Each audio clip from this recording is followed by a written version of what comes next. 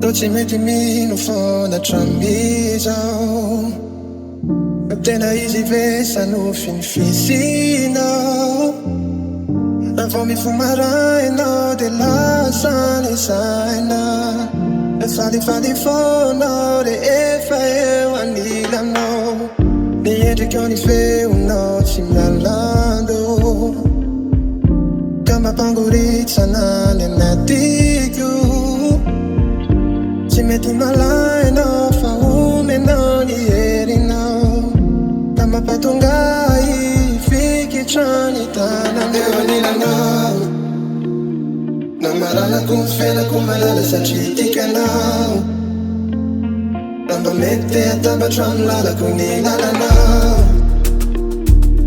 Fonina iara-miala mandramandry fa tsy lalao, satria tikanao.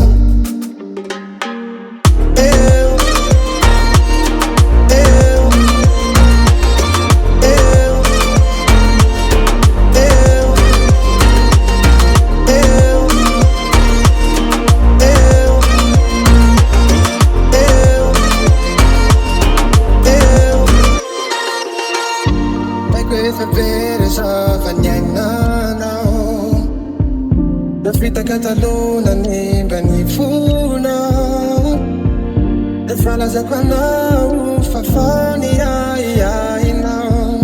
Ianao rehefa toamiko de afaliana avao. Eo anilanao, namaranako ny fiainako malala satria tikanao.